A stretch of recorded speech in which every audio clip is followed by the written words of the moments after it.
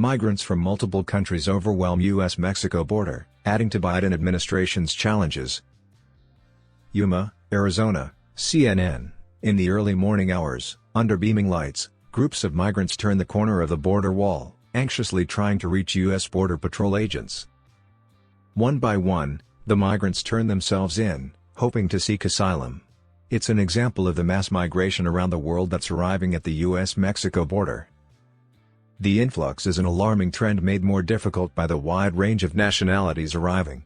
Many of the migrants who spoke to CNN said they came from Venezuela, Cuba, Colombia and Peru, marking a shift from previous years.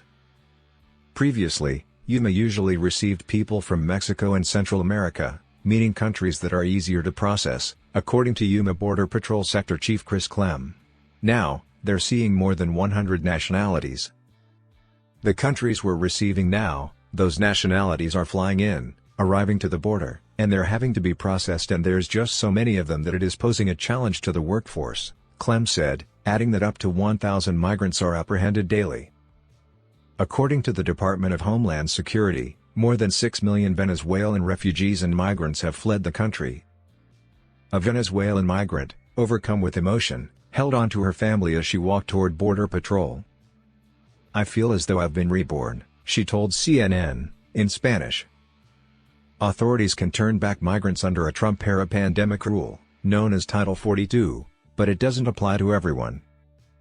The Public Health Authority allows border officials to swiftly expel migrants to Mexico, but there are limits on which nationalities can be turned back.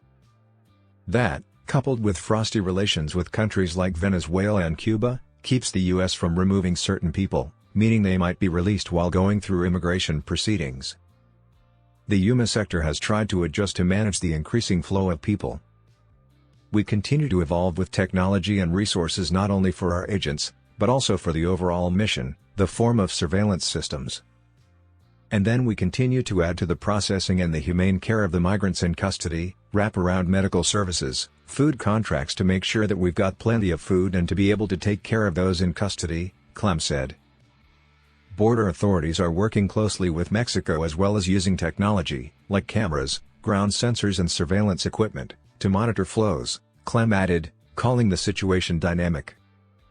An agent from Yuma Station can start off in the Imperial Sand Dunes. Next thing you know, they're jumping on the boat in the Colorado River pulling somebody out who may be drowning. And then responding to 200 people from all over the world, Clem said, describing shifts for agents in his sector where the ongoing flow of people has taken a toll. A challenge for the Biden administration. The flow of people north presents a steep challenge for President Joe Biden, making it a top issue discussed this week between him and Mexican President Andrés Manuel López Obrador.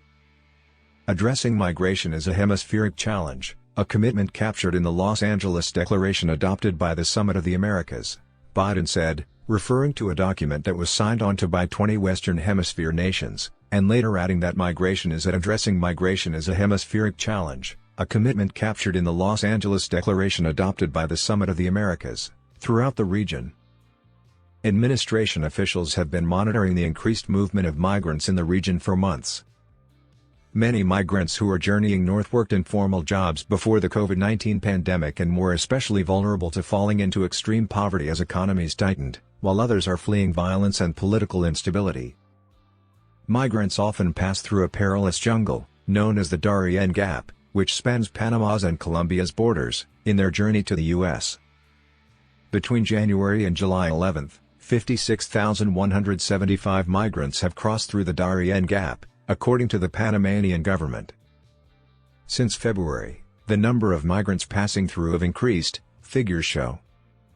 The first 11 days of July have already surpassed the entire month of April. Isai Flores, a migrant from Venezuela, told CNN he had traversed the Darien Gap jungle on his way to the U.S., calling it horrible. Flores cited worsening conditions in his country as his reason for leaving.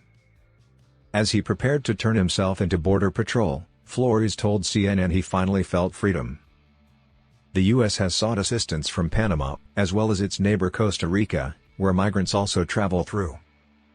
An agreement between the U.S. and Costa Rica outlines broad commitments to strengthen enforcement, exchange information on flows and stabilize host communities, according to text reviewed by CNN.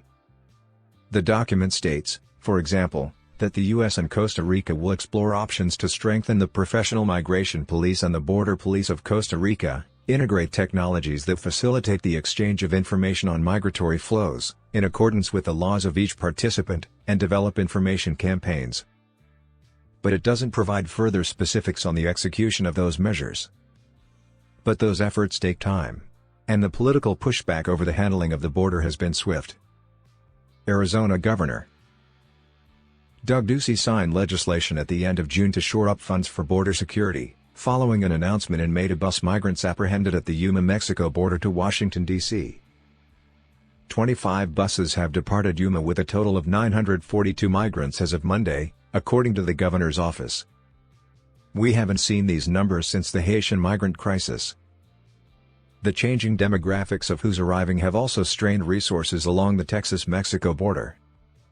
The Del Rio sector, located along the Texas-Mexico border, is facing record-breaking numbers, according to a U.S. Customs and Border Protection official. Over 24 hours this week, around 2,200 migrants were apprehended across the Del Rio sector, almost 1,000 more apprehensions than the Rio Grande Valley during that same time, the official said.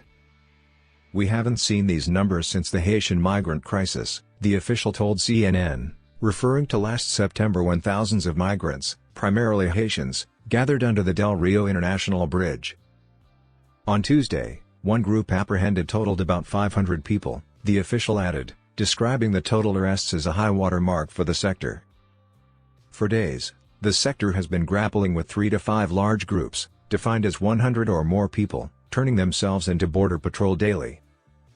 This week, in a signal of the growing number of arrivals, CBP announced the opening of a new facility in Eagle Pass, Texas, to process migrants.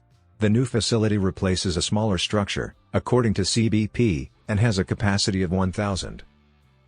Migrants are crossing during the day and often have to wait hours in triple-digit heat to be processed and transported via buses to the station. They're usually from Cuba and Venezuela, nationalities that are not subject to Title 42. There has also been an influx of Nicaraguans and Colombians. "We're doing everything we can to stop that from happening," the official told CNN, referring to a repeat of last September. "We're doing everything we can to stop that from happening."